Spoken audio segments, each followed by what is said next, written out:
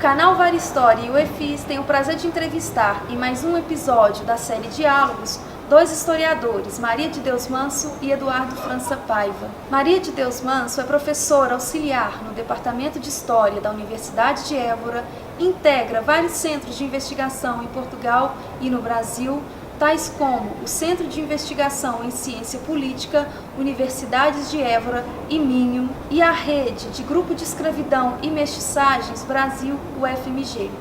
Os seus trabalhos privilegiam a história do Império Ultramarino no âmbito da história religiosa, da mulher, gênero, da escravatura e das mestiçagens. Já Eduardo França Paiva é professor titular do Departamento de História e do Programa de Pós-Graduação em História UFMG, atua como diretor do Centro de Estudos sobre a Presença Africana no Mundo Moderno, CEPAM, e coordena a rede de Grupo de Pesquisa Escravidão e Mestiçagens. França Paiva tem sua produção voltada para o estudo das dinâmicas de mestiçagens e o mundo do trabalho na Iberoamérica entre os séculos XV e XIX.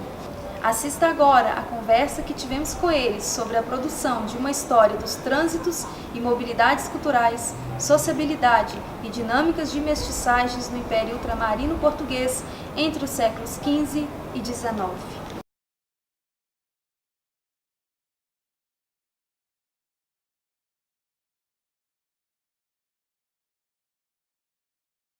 Professores, antes de tudo, gostaria de agradecer a presença e a disponibilidade de vocês.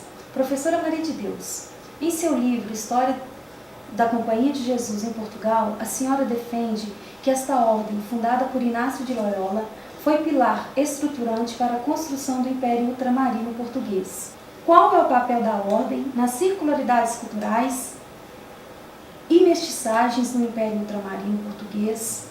Como o projeto cultural e missionário da companhia se adaptou e acomodou às circunstâncias e culturas locais e qual a importância para o historiador de estudá-lo numa perspectiva comparativa e global?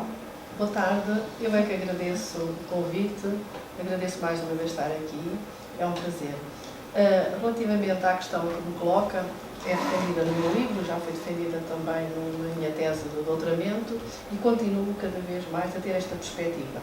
Como a Companhia de Jesus foi fundamental na composição, na estruturação do Império Português. Não apenas a Companhia de Jesus, temos que falar da Igreja em geral.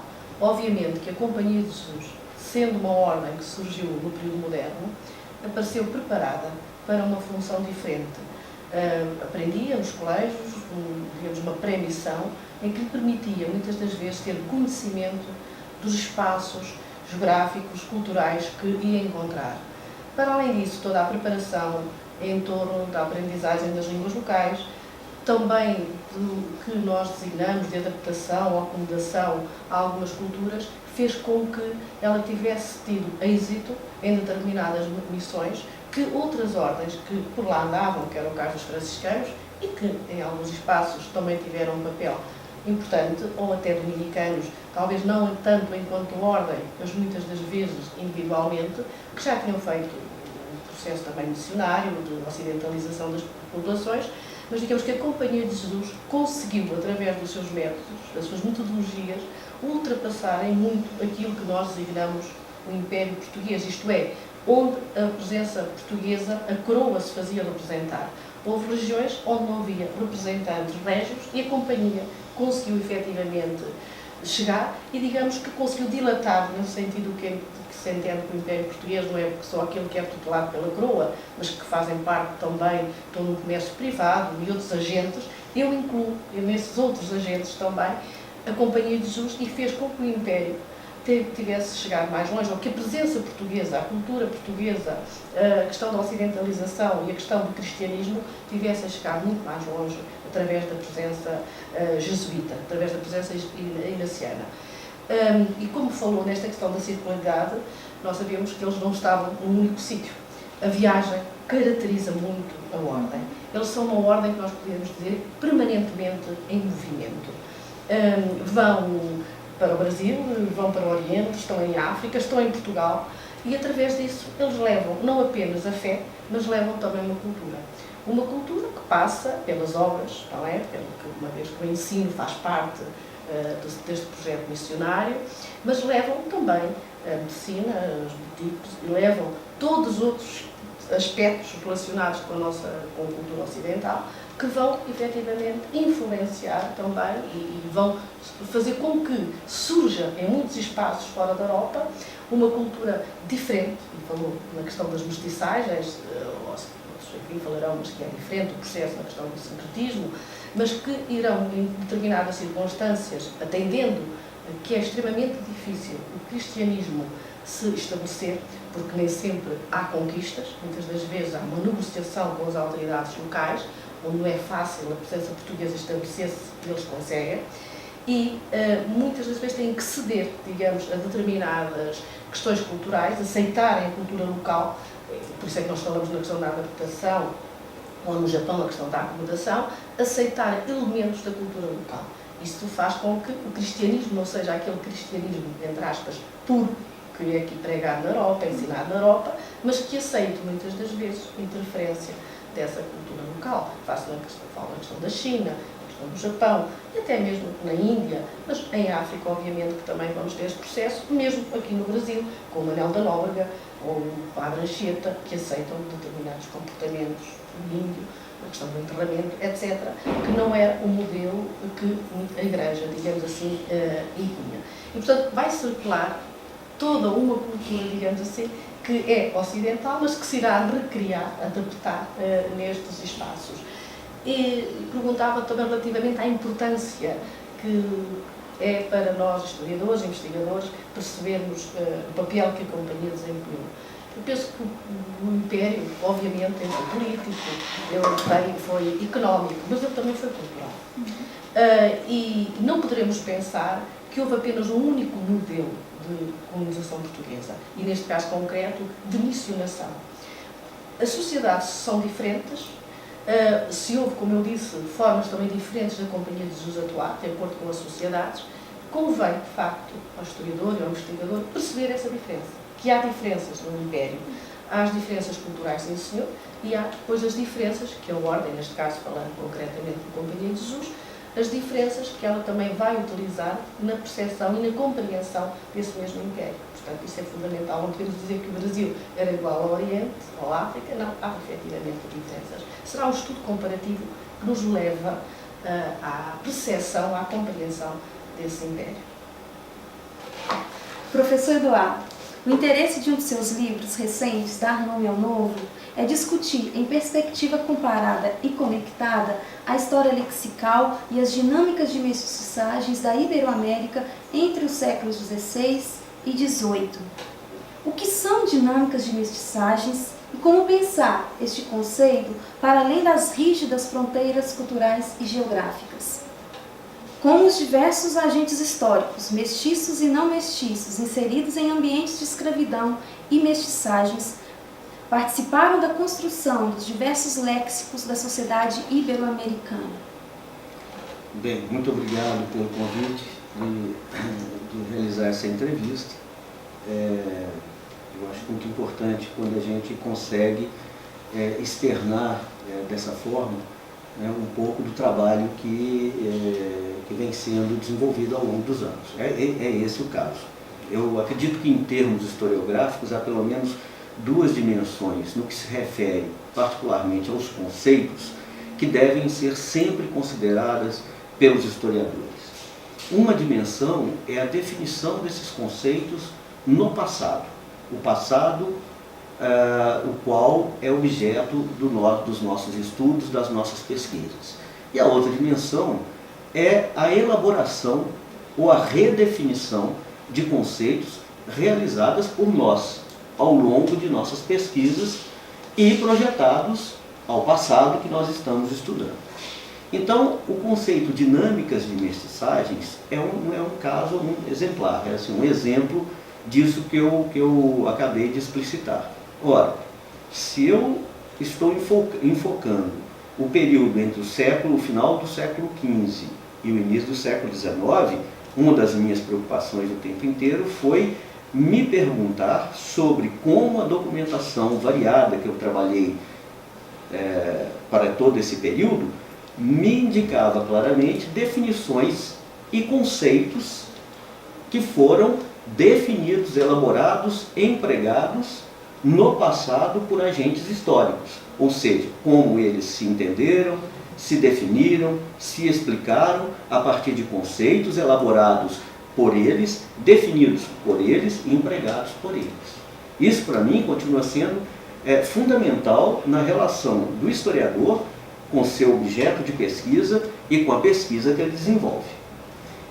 Ao mesmo tempo, o conceito de dinâmicas de mestiçagens, tudo no plural, não vai aparecer nessa documentação, mas é justamente a demanda que surge ao longo do próprio trabalho de pesquisa do historiador, demanda por conceitos, ou seja, ferramentas conceituais, que nos ajudem, que nos auxiliem a perceber melhor, a compreender melhor a complexidade dessa história de um passado remoto que nós estamos, ou menos remoto, que nós estamos enfocando.